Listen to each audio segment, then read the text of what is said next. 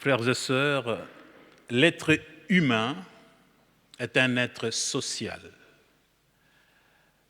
Nous sommes appelés à vivre en société, en commençant par nos familles, les associations de clubs, les quartiers, les communes. On peut aller à l'échelle nationale, nous nous organisons en tant que nation. À l'échelle planétaire, les États, les nations, ainsi que les organismes qui animent notre société humaine. Et pour que les choses se passent dans l'harmonie, dans le respect mutuel, on établit des règles, des règlements. À l'échelle des nations, on parle de constitution. Et assez souvent, on change les règles, les règlements, les constitutions à chaque fois qu'on y trouve des failles. On cherche à corriger. On cherche à adapter ces règles, ces constitutions, ces règlements à l'évolution de la société, aux réalités que nous rencontrons sur le terrain. Dans l'évangile de Matthieu que nous venons d'entendre, on pourrait penser que Jésus fait la même chose. On dirait qu'il vient de modifier les 10 commandements donnés par Dieu à Moïse sur le mont Sinaï. Les 10 commandements qui n'ont qu'un seul but, de réguler le vivre ensemble. Et ces 10 commandements ont été transmis au peuple de Dieu par les prophètes. Une telle interprétation ne pourrait être que erronée, puisque Jésus commence ainsi dans l'évangile que nous venons d'entendre. Ne pensez pas que je sois venu abolir la loi ou les prophètes. Je ne suis pas venu abolir, mais accomplir. Mais qu'est-ce que cela peut bien vouloir nous dire aujourd'hui? Jésus dit d'abord, vous avez appris que, et ainsi de suite. Les vous avez appris, nous les avons entendus plusieurs fois. Il est en train d'énumérer ainsi, aujourd'hui, cette loi de Dieu, ces commandements de Dieu qui régit le vivre ensemble des enfants de Dieu, de toute l'humanité. Et si nous suivons les versets, si nous lisons les versets qui suivent, dans le chapitre qui suivent, il va parler de la loi de talion, il va parler de l'amour du prochain, il va parler de la haine de l'ennemi. Mais il ne s'arrête pas là en disant que vous avez appris que. Il ajoute également, vous avez appris que, mais moi je vous dis. Ce n'est pas pour autant qu'il abolit la loi. Mais il souligne que ces lois, ces règles, ces constitutions risquent de devenir une simple liste sans vie parce qu'on n'y cherche pas la source ou plus la source qui est en Dieu lui-même. Il faut chercher la source de ces règles, de cette loi, de ces commandements en Dieu lui-même. Et si on ne le fait pas, cela ne peut que conduire à la mort. C'est pour cela que les scribes, les pharisiens l'ont crucifié, parce qu'ils se sont contentés de leur intelligence humaine, sans aller en profondeur, sans aller à la source, pour laisser éclairer cette loi, ces commandements. Dans la première lecture que nous venons d'entendre, Paul s'adresse à des chrétiens venus du monde de païens. Ils ont accueilli le message de l'Évangile. Peut-être il s'adresse de la même manière à nous aujourd'hui. Il nous demande à faire le choix de Dieu dans chacune des manières d'être, dans chacune de nos décisions, dans chacune de nos pensées et réflexions. Quel est le choix, la volonté de Dieu? Le vivre ensemble, le commandement donné au peuple de Dieu, pas qu'elle a des limites, cette loi, pas qu'elle serait imparfaite, mais c'est la manière de l'interpréter et de la mettre en pratique que Jésus vient éclairer par son intervention que nous venons d'entendre. Jésus nous rappelle ainsi que des paroles peuvent tuer. Les calomnies, le harcèlement, tout ce qui peut aller dans ce sens-là.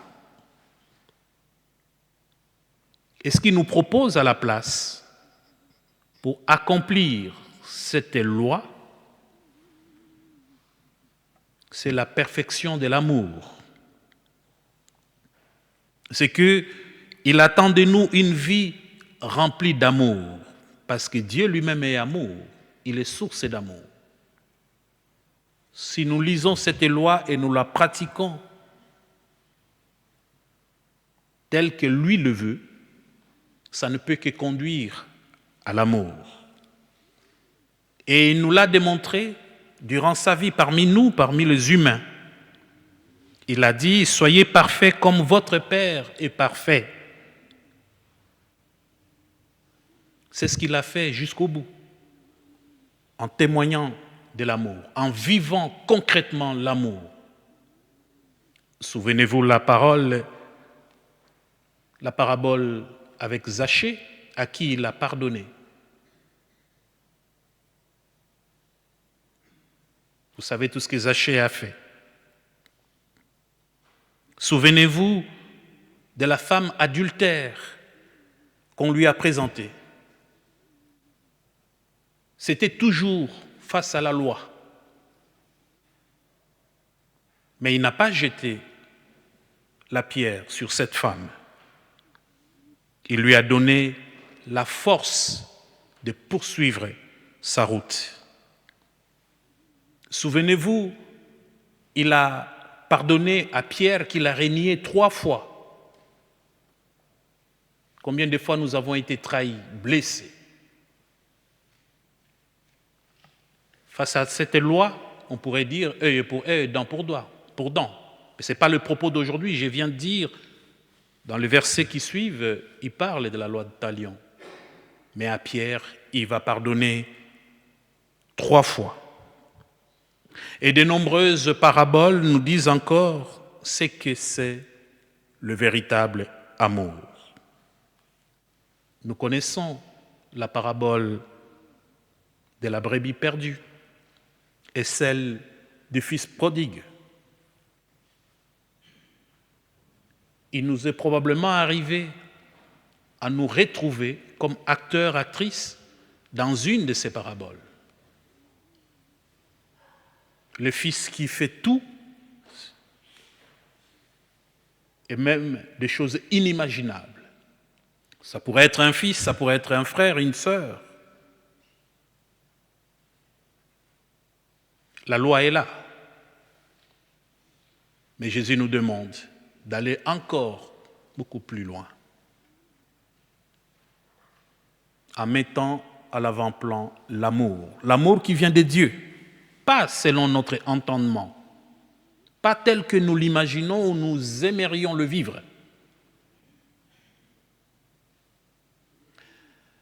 Mercredi dernier, j'étais à Vendeuvre, au chalet de Vendeuvre. On avait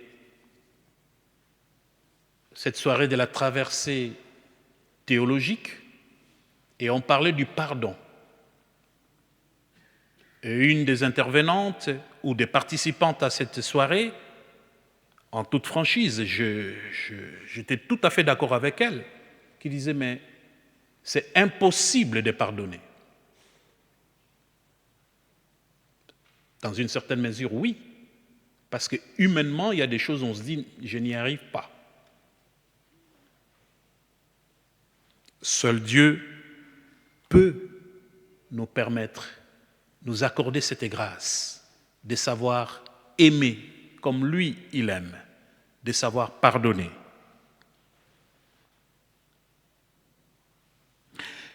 Puisque c'est difficile, puisqu'on ne peut pas à la fois adorer le Dieu, le même Dieu qu'on adore par la même bouche et qui insulte, qui maudit, Jésus ne nous laisse pas seuls, il nous équipe. Il nous équipe en nous envoyant le Saint-Esprit.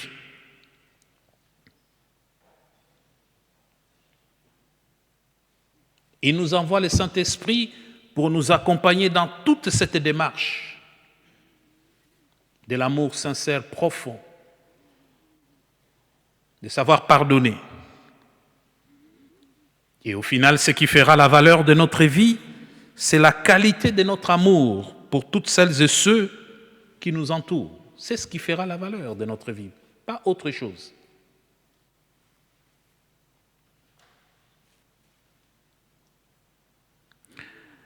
Moi, en lisant cet évangile, je me suis reconnu plus ou moins coupable.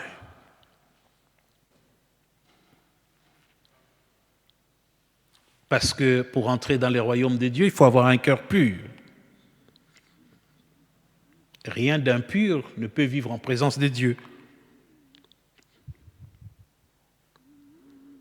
Mais je m'appuie sur la grâce de notre Dieu. Il y a des fois qu'on n'y arrive pas, mais la grâce nous précède toujours. Alors nous sommes invités à nous ouvrir par la prière à cette grâce, à l'action de l'Esprit Saint, pour recevoir de Dieu d'abord le pardon, pour que nous puissions aussi pardonner, pour recevoir cet amour de Dieu, pour que nous puissions aussi aimer. Et si nous nous engageons sur ce chemin, j'allais dire de conversion, Dieu nous y accompagnera. Il nous équipera, il nous purifiera, si j'ose le dire. Alors, nous serons véritablement des filles et fils, des enfants de Dieu, au cœur pur, et Dieu sera toujours en nous et nous en lui. Amen.